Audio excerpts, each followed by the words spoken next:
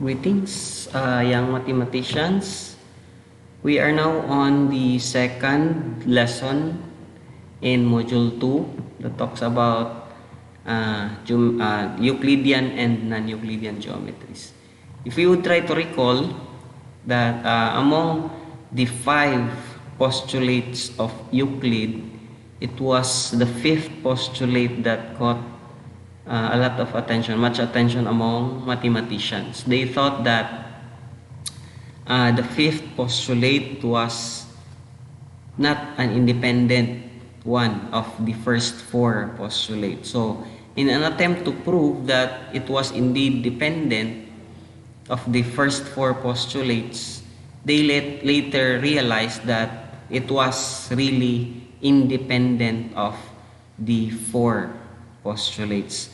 And such result gave way to 3 categories, the three categorization of geometry. So first we have the Euclidean geometry, in which all 5 of Euclid's postulates are assumed true. Then we have another category of geometry called the neutral geometry, wherein only the 4 postulates, the first 4 postulates of Euclid were accepted to be true, and the 5th, there was no decision. They just ignored the 5th postulate. So for them, for neutral geometers, the 5th postulate was neither true or false.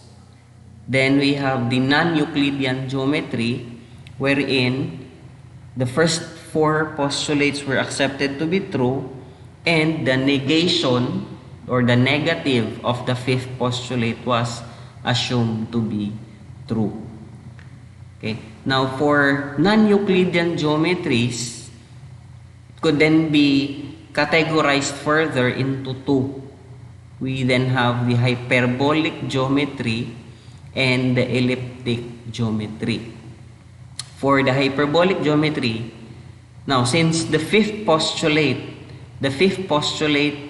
is just equivalent to what we call the Playfair's axiom. We have even shown last time in the previous videos that the 5th postulate of Euclid and the Playfair's axiom are just equivalent.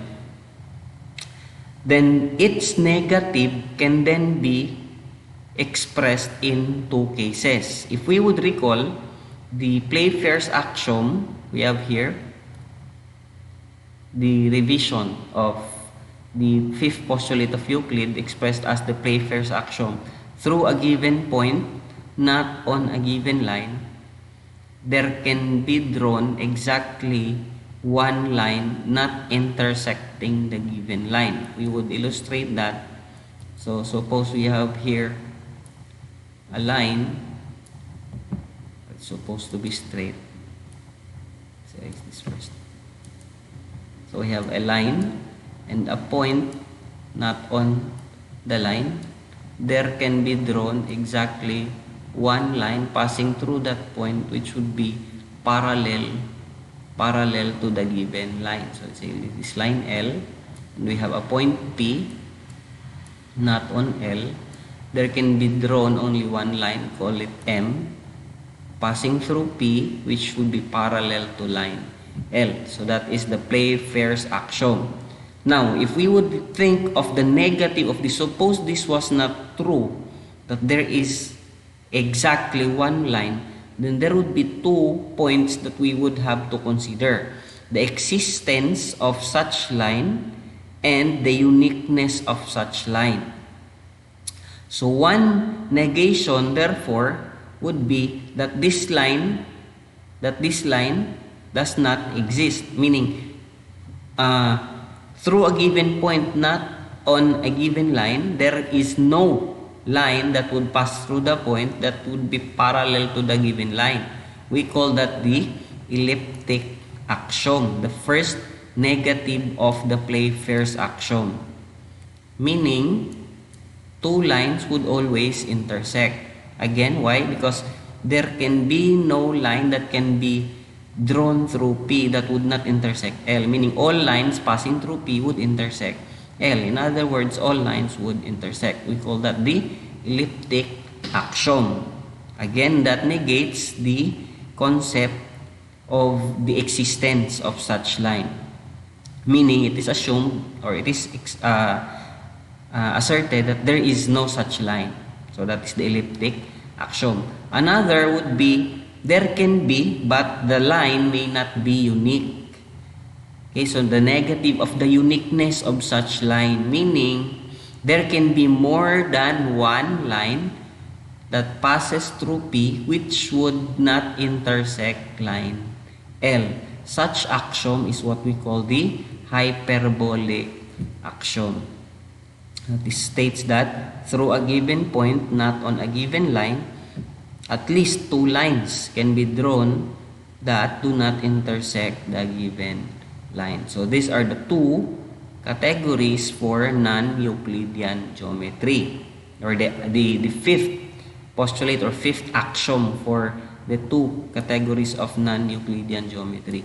For the one that accepts the hyperbolic axiom, we call that hyperbolic geometry, whereas the geometry, the non-Euclidean geometry that accepts or assumes the elliptic axiom is called the elliptic geometry. Now, let us focus on hyperbolic geometry. So again, in hyperbolic geometry, the axioms are the first four axioms of Euclid plus the hyperbolic axiom. Now, since the first 28 propositions of Euclid were proven not using his fifth postulate, that means these propositions can also be considered as propositions in both hyperbolic and elliptic geometries. Now, there are two most popular models for the hyperbolic geometry.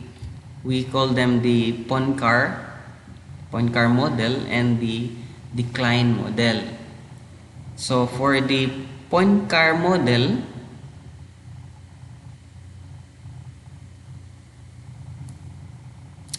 the points are interpreted as those points interior to a given Euclidean circle C. A line is interpreted as a portion interior to C of a circle orthogonal to C or a diameter of C. So we have here an illustration, a figure that illustrates the Poincare model.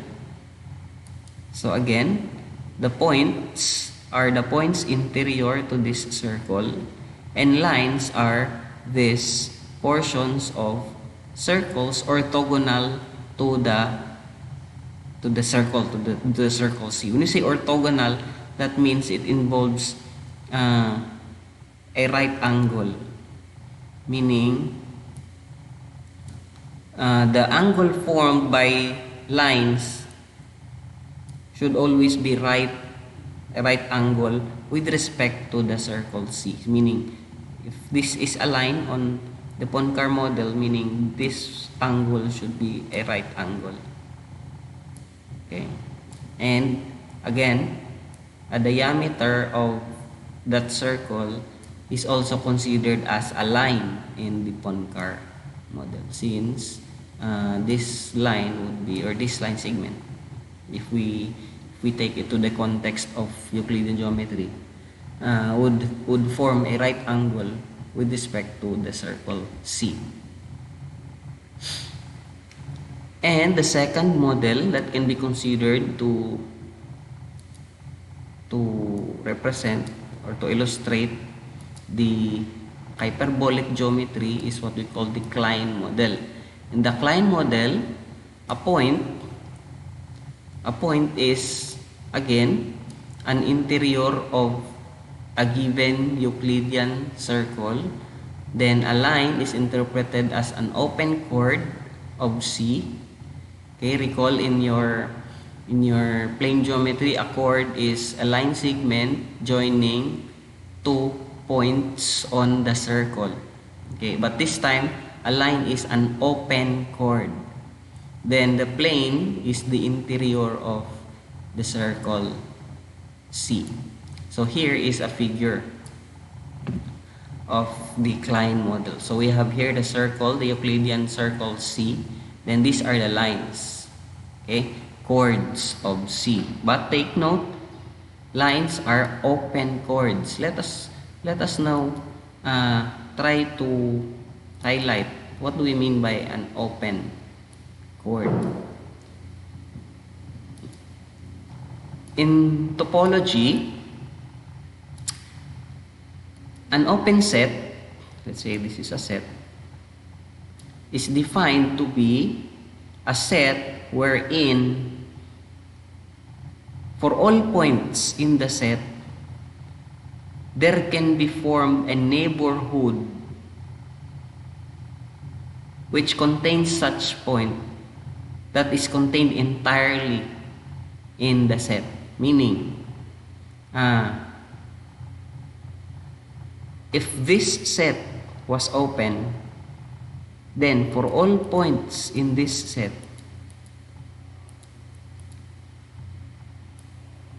there can be formed a proper subset of the given set which would contain any point on the set.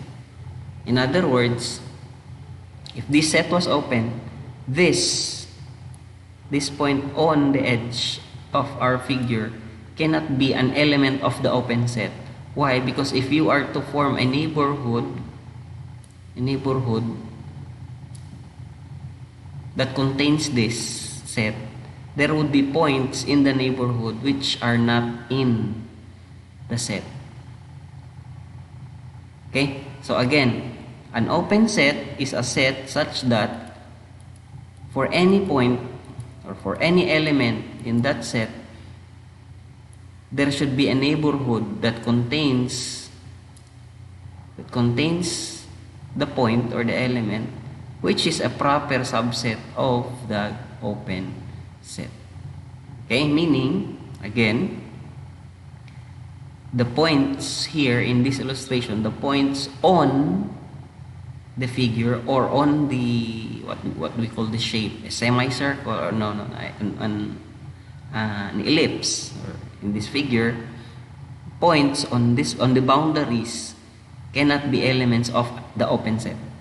The open set would just be the interior of this figure. So if we have a circle, say this is a circle,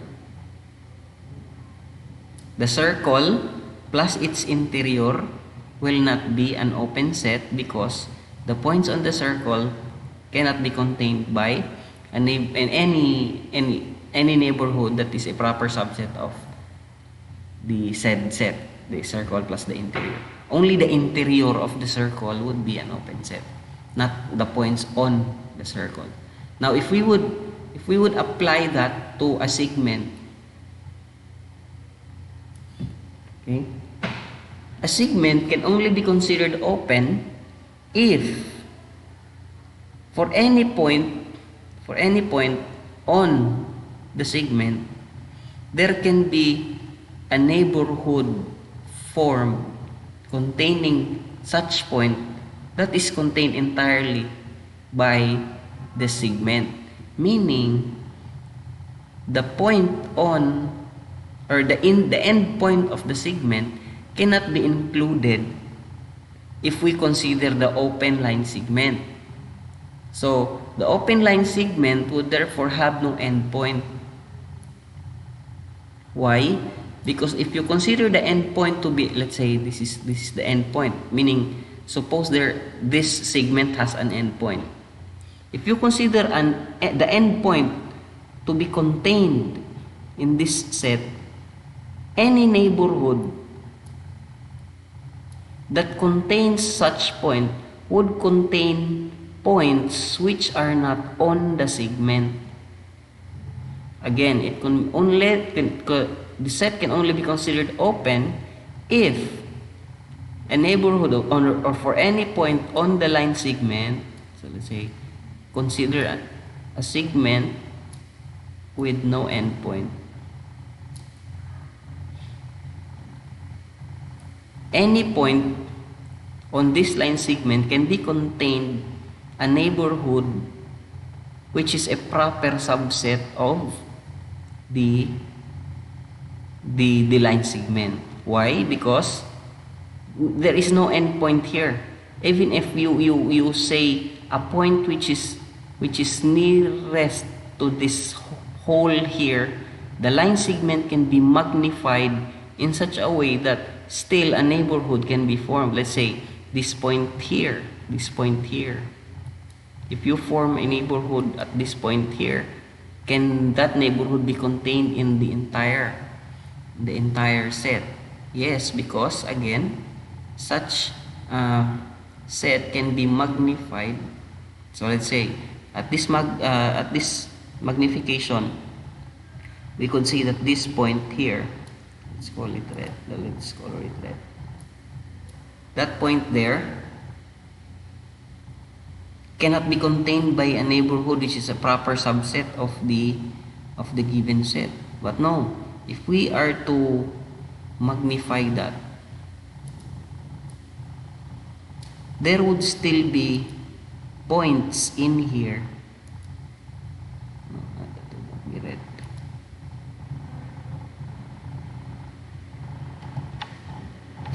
There will be points here so that a neighborhood can be drawn that contains that red dot there, which is contained entirely by the line segment. Okay, so when we talk of an open line segment, it would be a line segment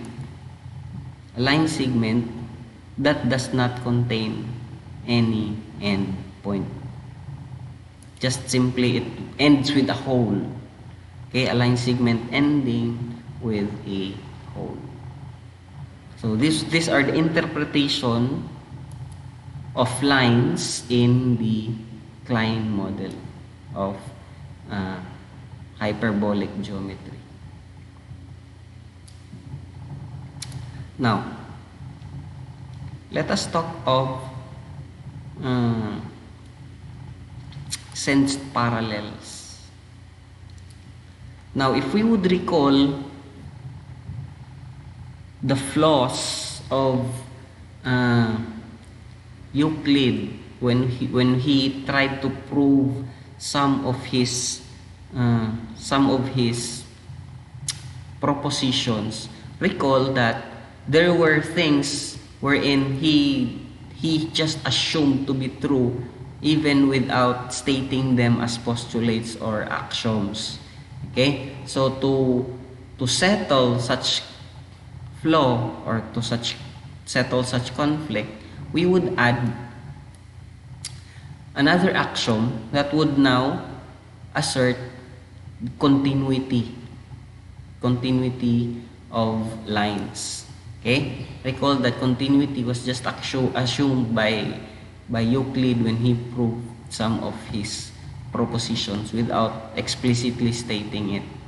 So we now have the Dedekind axiom of continuity, stating that for every partition of the points on a line into two non-empty sets such that no point of either lies between 2 points of the other, there is a point of one set that lies between every other point of that set and every point of the other set. Okay, so what do we mean by this? So if we have a line here, a line, and we partition that, so suppose we break that line, okay, like this, partition this into two, meaning this as one, this part of the line as one subset, and the other this part here. So let's say this is A and this is B. So the line was partitioned into two non-empty sets wherein no point in A, okay, no point in A is between 2 points of B, and no points of B, there is no point in B that is between 2 points in A. Then, assertion of the Dedekind axiom, there is always a point of one set that lies between every other point of that set and every point of the other set. Meaning there is a point here, a unique point here, such that that point is between points in A and points in B. Meaning that point would not be between 2 points of A nor 2 points of B. It would be between 1 point in A and 1 point in B. Meaning there would be no hole here. Okay? There would be no hole. There would always be a point there. Okay? Why? Because of this assertion here, that there would be a point in either one of them that is between a point in A and a point in B. Meaning this would be continuous. Okay, so we call it the Dedekind's axiom of continuity.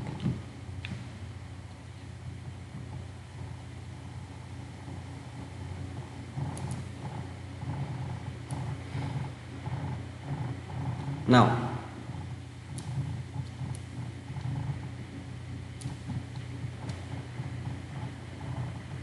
let us focus on the Klein's model of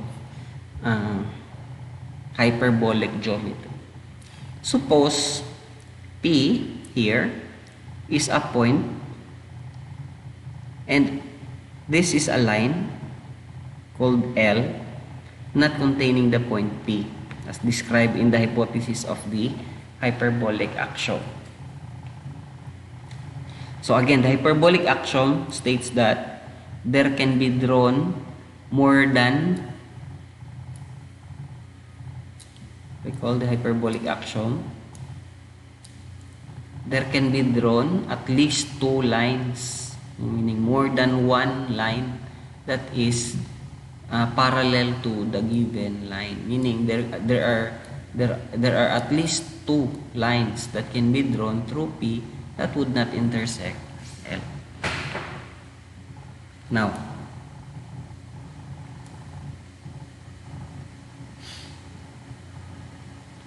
we can then draw from P a line perpendicular to line L. Okay, that is by proposition 12 of Euclid, that through any point not on a line, a perpendicular can be drawn. Also, we can construct a line M that would be perpendicular to that first line that we have drawn, the one that was perpendicular to line L. So we have line PQ. Note that since they are perpendicular, this line and L, there would be a point Q common to this line and line L, call that Q. So hence we have here a line PQ. So by proposition 12, we can draw a line through P perpendicular to line QP, okay, or PQ. Then call S as a second point on line M, meaning line M has the points P and S. Okay. The points of QS, this line, the points of QS can then be partitioned into sets A and B as described. Okay.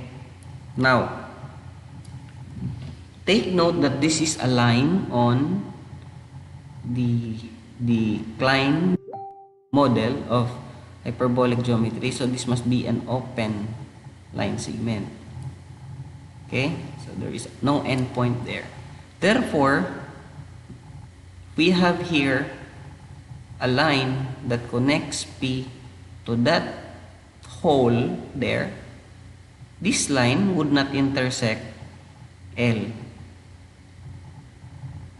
Okay, this line would not intersect L because this is a hole and this is, although it is a point, it is not a point on line L because line L is an open chord. Therefore, the points on line QS can then be described into two. Those that are, if a segment is drawn, the segment would intersect Q, and those segments drawn like this segment, make that straight.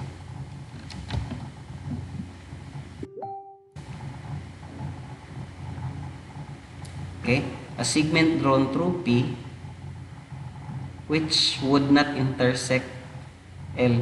So this is a point on QS for which if line is drawn through that point, the line would not intersect the given line L. But the points here on this side of line QS, if you draw a line segment there, such line would always intersect Q, meaning these points here can be categorized as one and this could belong to another set. So we call them sets A and B. So this is how sets A and B are described. Let A to be those points X such that X is on QS and the segment or the line PX intersect L. So this is point, meaning this is this subset of QS, this one, from Q here would be in the set A. But suppose at point R, the line segment, the line PR would not intersect L, then R would belong to the second set, set B. Okay, so these are the points in set A, and these are the points in set B.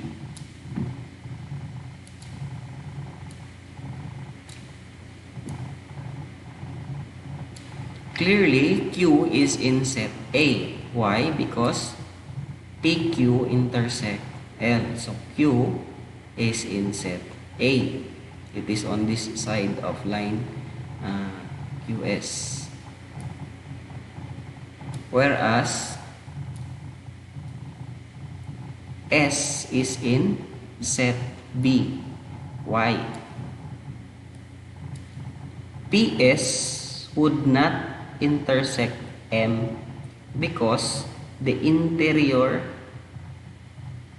angles in the same side of this transversal are both right angles. Okay, if we would recall one of the propositions that belongs to the first 28 propositions of Euclid, if a line can be drawn through two other lines so that the interior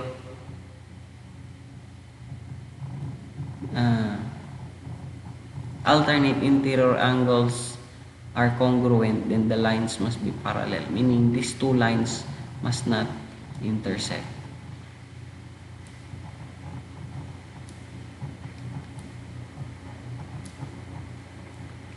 So it is assured that both A and B are non-empty.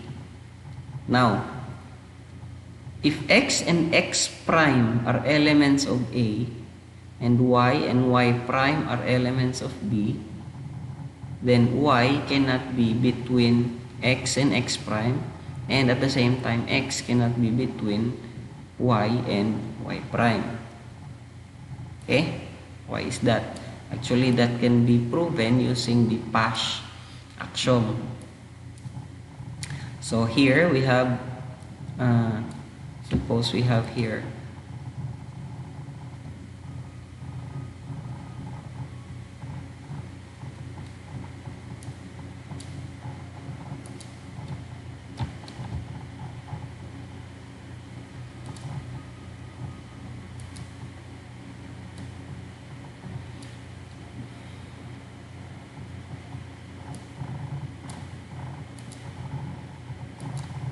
okay, so suppose we have here x and x prime, both are elements of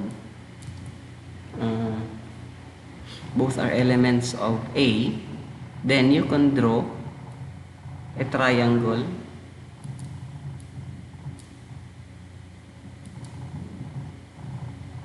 joining P to X, then X to X prime, then X prime to P.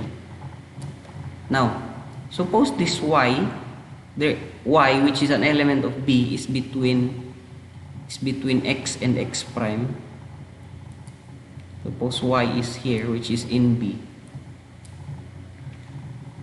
Since Y belongs to B, meaning PY would not intersect B, which would then contradict the Pasch axiom. Okay, so just recall what the Pasch axiom is. That would mean that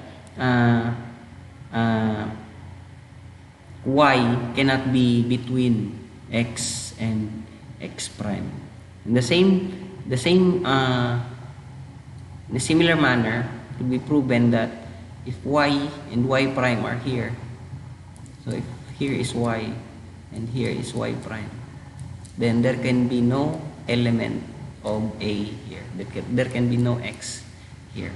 Why? Because there is no triangle there. Because this triangle, meaning this line segment, will contain elements of B.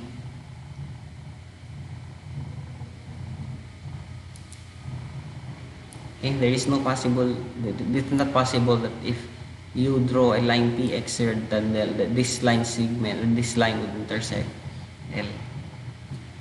Okay, so you can verify that using Pasch axiom.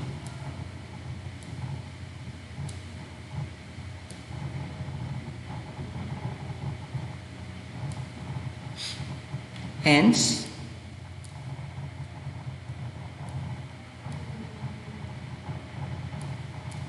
by Dedekind's axiom, there would be a point T in either set A or set B such that T is between points in A and points in B. Okay, so it could be between X and Y for which for all X in A and Y in B. Then it would be clear that T should be in B and not in A. Why? Okay, so that actually is left as an exercise. But let me give you a hint that there would be a point here, T, which is always between a point, all points in A and all points in B. So T would be somewhere here. Okay, T would be somewhere here. And it would be clear that T would belong to B, meaning this would be an endpoint of B and not an endpoint of A. Why? Because if T was in B, or T was not in B, it is in A,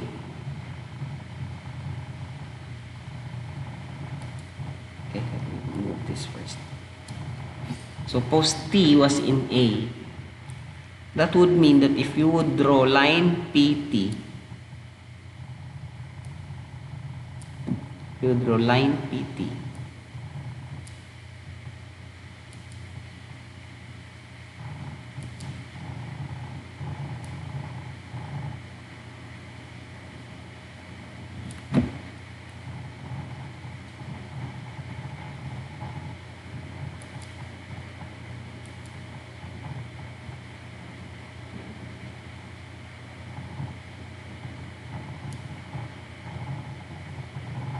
then this line should intersect L, meaning this line should contain a point in L. So let us erase this first. Okay, so there is a point here in L. Now, take note that L is an open line segment, an open set, meaning there would be other points here to the right of this intersection that would belong to L. Why? Because since L is an open set, this point here should be contained by a neighborhood contained entirely in L, meaning there should be points here. Okay? In which case, you can draw a line connecting P and the points to the right of the points of intersection of PP. And the line would contain a point in B. Okay? Which cannot happen by virtue of the Dedekind's axiom. Therefore, this line here should not, this point here should not be on L. Okay, this cannot be on L. Hence, PT does not intersect L.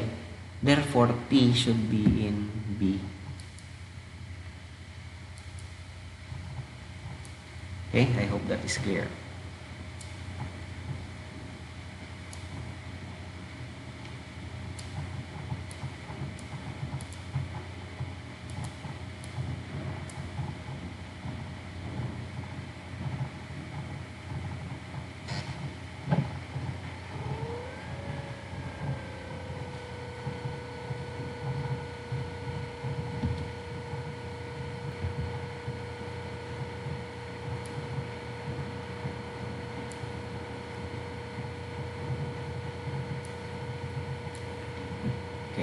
So I have here the illustration. Here is line L. Okay, and here is a point T. T is the point in B, the endpoint of B, the set B. So the set A is in this part of the figure. And take note that PT does not intersect L.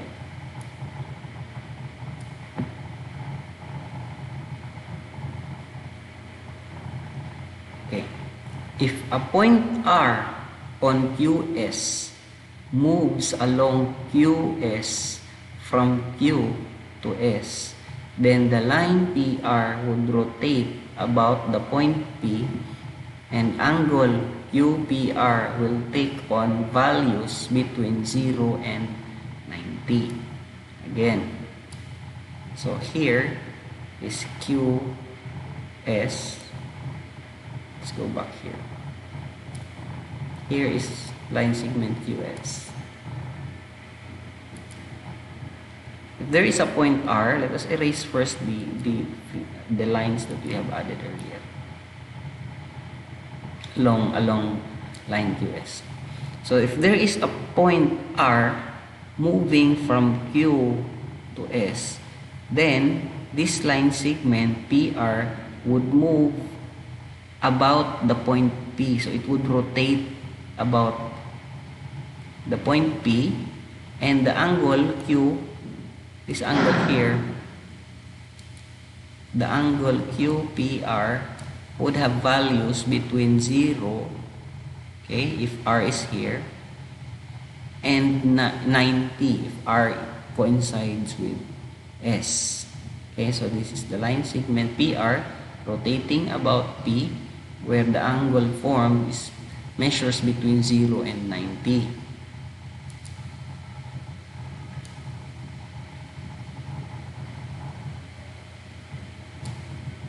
And the line PT can be described as the first line in the rotation process that does not intersect L.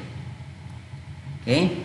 So again, here, So take note, we have said that P would be somewhere here, the endpoint of set B, a point B, and PT here, since this is T, PT, since T is in B, PT would not intersect L. And since all points here, this side of T are points in A, the line segments or the lines prior to that of PT would intersect L. Hence, the line PT would be the first line in the rotation as the rotation moves counterclockwise. Line PT would be the first line that would not intersect L.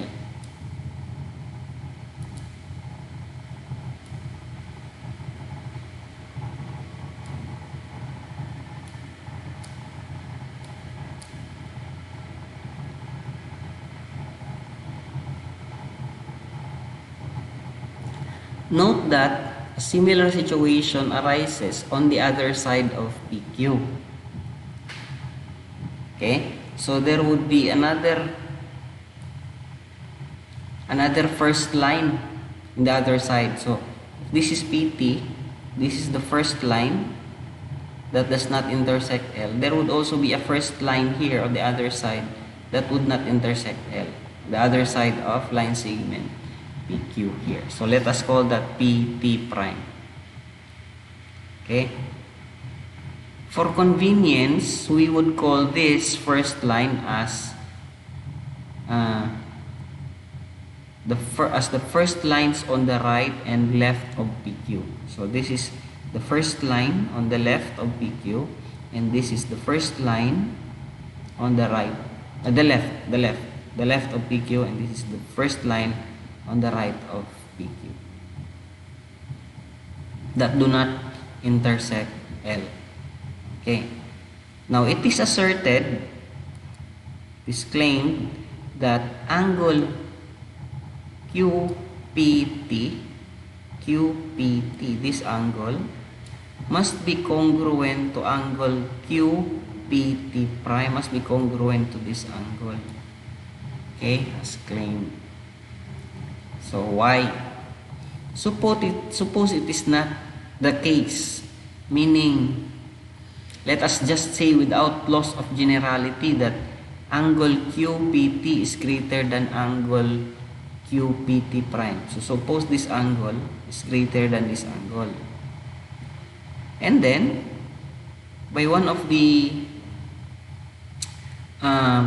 propositions of Euclid, we can then make an angle, a line segment PU, so that QPU will be congruent to QPT prime.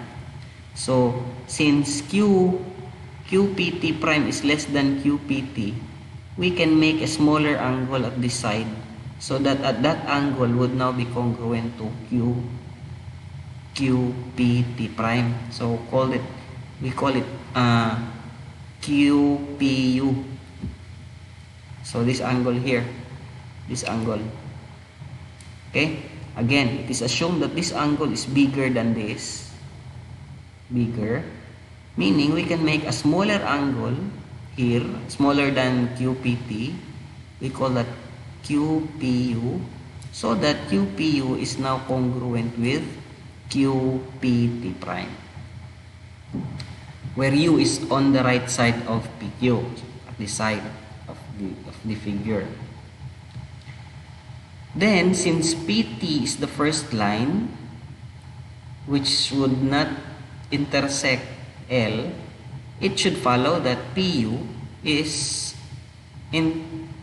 does have an intersection with L. So PU must intersect L. Okay, why? Because PU is to the left of PT, and PT is the first line that does not intersect L. So PU must intersect L. Call the intersection V. Okay? Now, V is a point to the right of Q, meaning by one of the propositions, we can also locate a point on the other side of Q for which QV will be congruent to QV prime. Okay?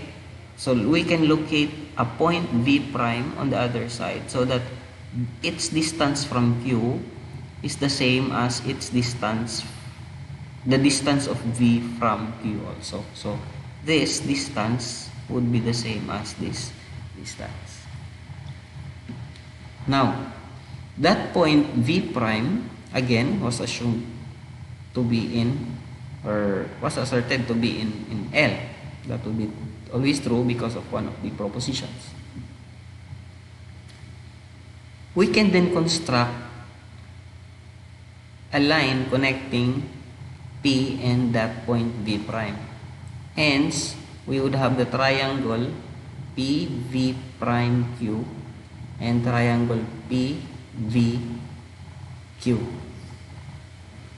Since PQ is perpendicular to L, these two angles are both right and they are congruent because all right angles are congruent. Thus, QPV and QPV prime would be congruent. Take note, that is not QPT prime, but Q, this angle here. This angle must be congruent to this angle because these two triangles are congruent.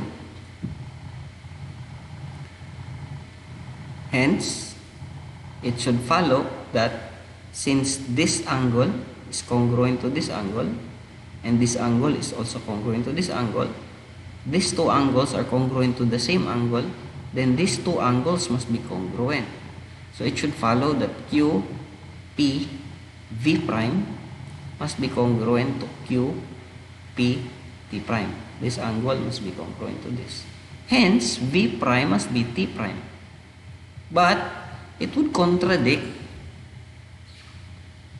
the nature of PT prime because we have said earlier that PT prime must not intersect L.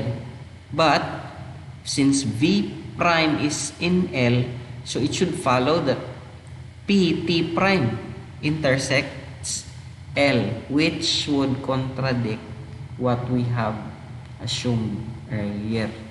Okay, that PT prime is that first line to the left of PQ that does not intersect line L. Therefore, the assumption that the two angles do not have the same measure cannot be true, hence they must be congruent. So, it should be true that the angle formed by the first line to the left, to the right of PQ, that does not intersect L, should be congruent to the line formed by PQ and the first line to the left of PQ that does not intersect L.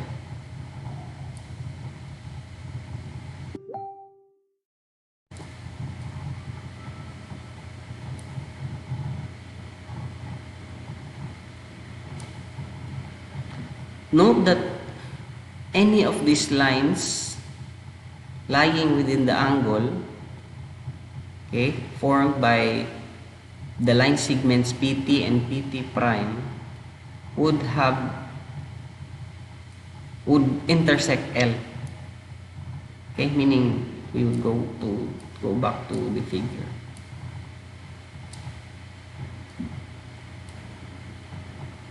It should follow that all lines, okay, let us just make another figure.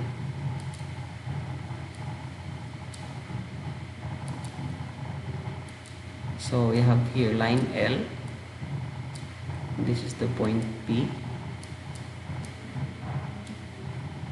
and this here is the line perpendicular, this is Q. So there is a line here. Okay, so this is the whole This point here is T. There is another hole here. It will be the first line to the left that does not intersect L. We call that line PT prime. Okay, it would be clear that all lines lying in this part of the figure, all lines here between lines PT prime and PT would intersect L.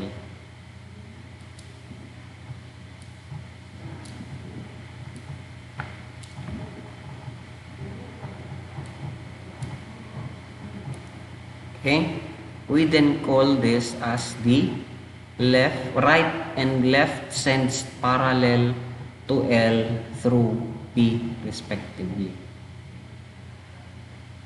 Okay, so here PT is the right sensed parallel to line L through P, and PT prime, this one, would be the left sensed parallel to L through the point P.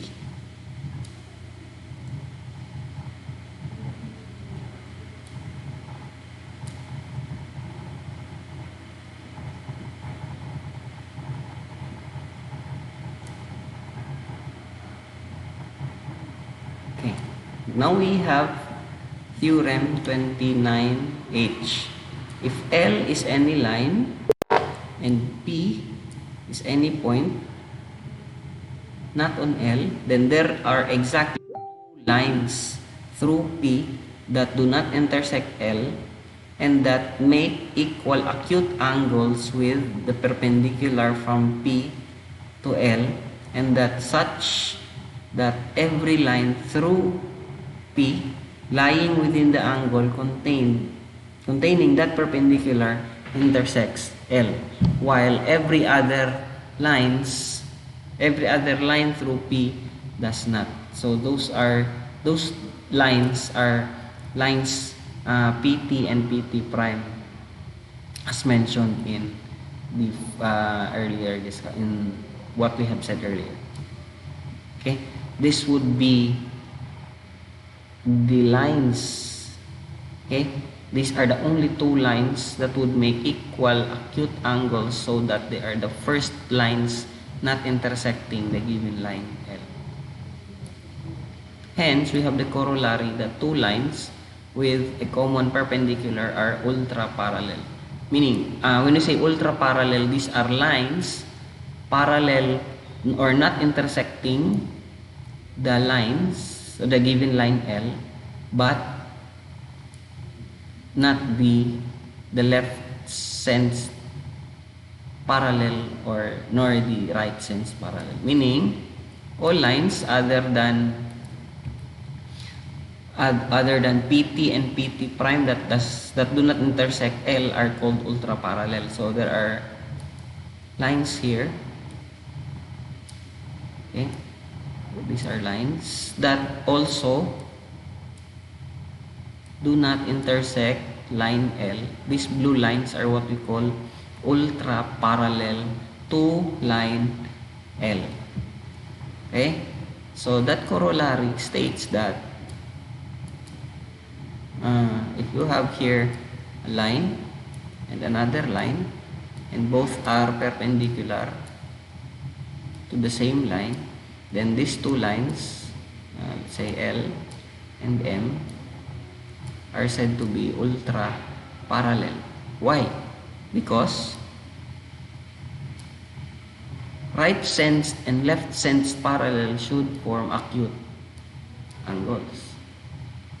And if they are both perpendicular to the same line, then the angles formed are right and not acute. So this line L cannot be a sensed parallel. No, not a left sense parallel nor a right sense parallel. Cannot be. Why? Because the angles formed are right, not acute, as what is stated in the preceding theorem. Now,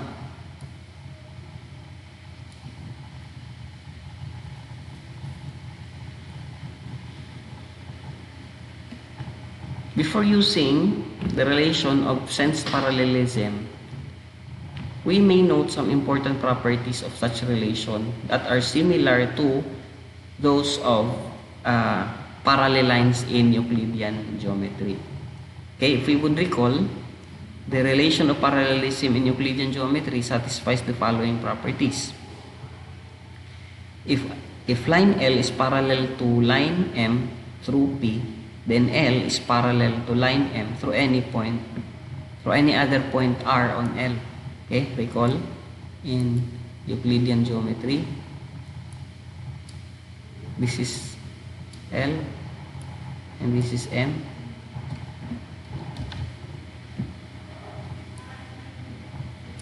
And M is parallel to L at the point P, then M would also be parallel to L at any other point on M. Meaning the parallelism of M to L does not depend on P. Okay? It is not only parallel through P, but it is parallel to L through any point on that line. Second, if line L is parallel to M, then it is also parallel to L, the property of symmetry. If line L is parallel to line M and M is also parallel to another line N, then L must also be parallel to line N, the property of transitivity of parallel lines. Okay, again, this is on Euclidean geometry.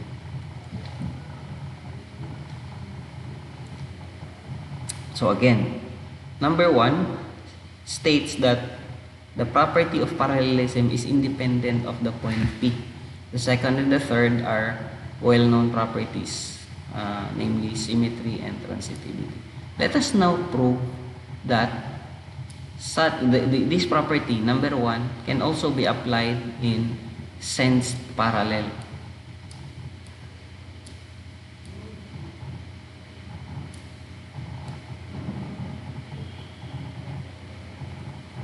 Okay, so here the statement for theorem 30H: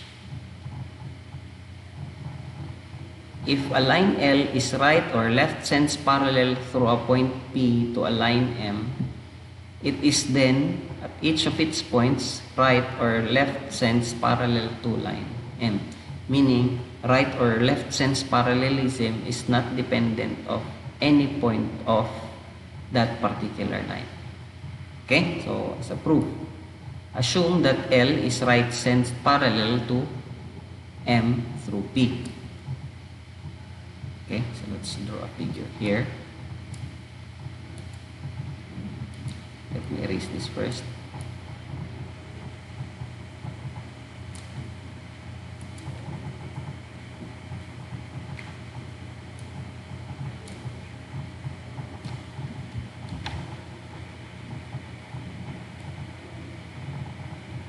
Okay, so that is line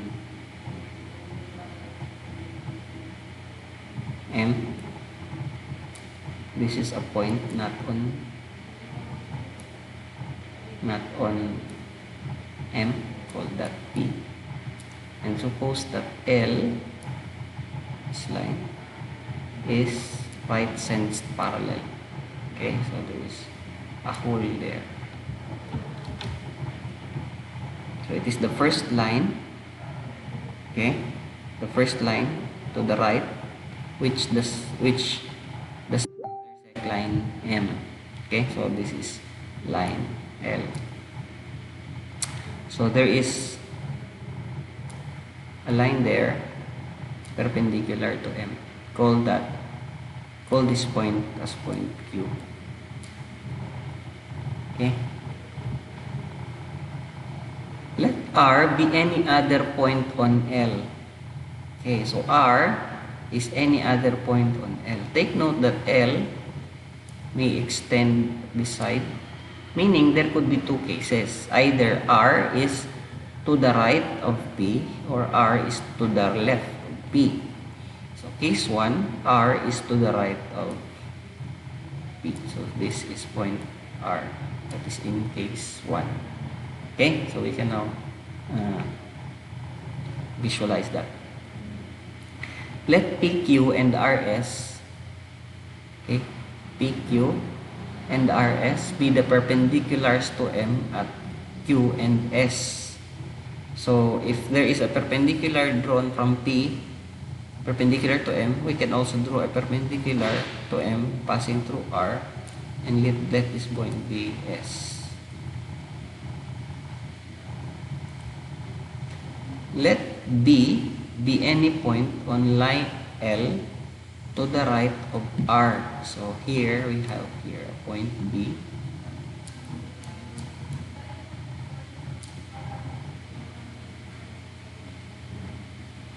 It would be sufficient to show that every line RU, okay, it would be sufficient to show that every line RU, where U is to the left of B, let's say U is here, every line RU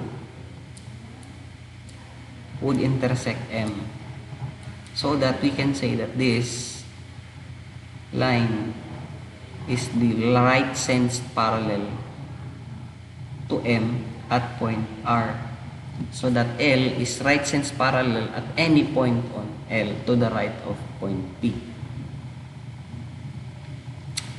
We can then construct PU.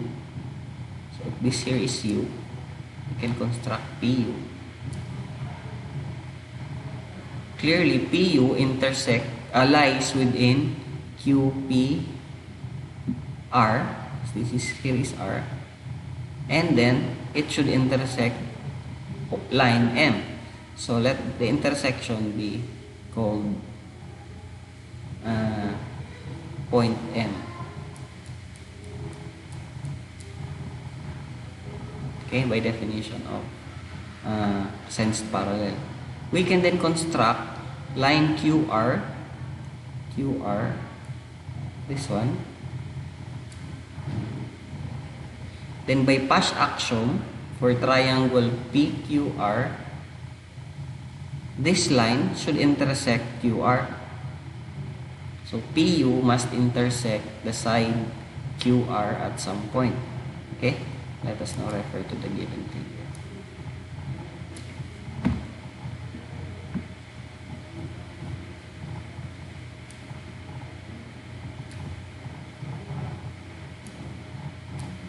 Okay, again, we have here PU.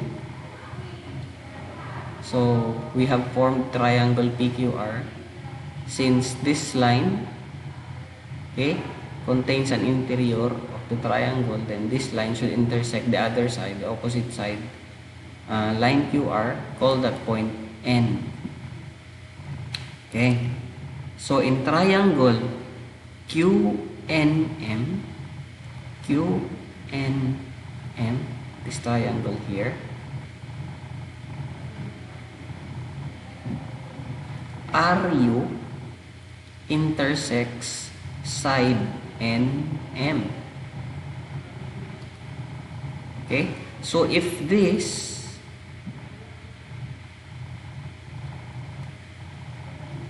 does not intersect QN,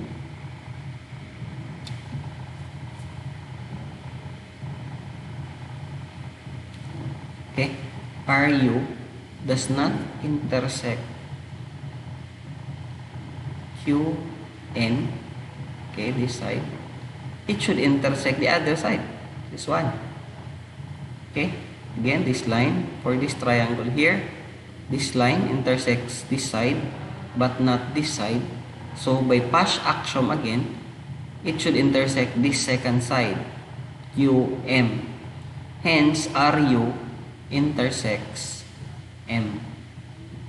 Okay, so we have shown that any point below B connected to R, the line would then intersect the line M, meaning the line RB is the first line to the right of RS that does not intersect, and hence RB is also right sense parallel, showing that right sense parallel is independent of, or right sense parallelism is independent of the point on the line which is right sense parallel.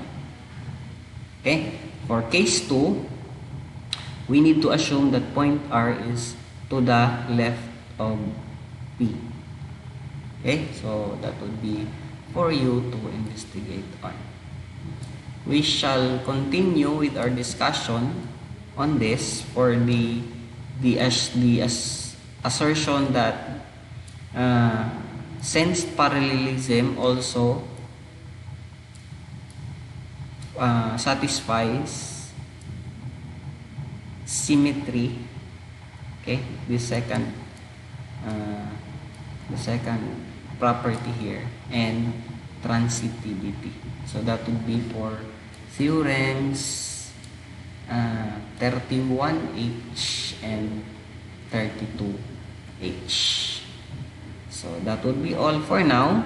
If you have some questions, you can send me a message in our group chat. Thank you and bye.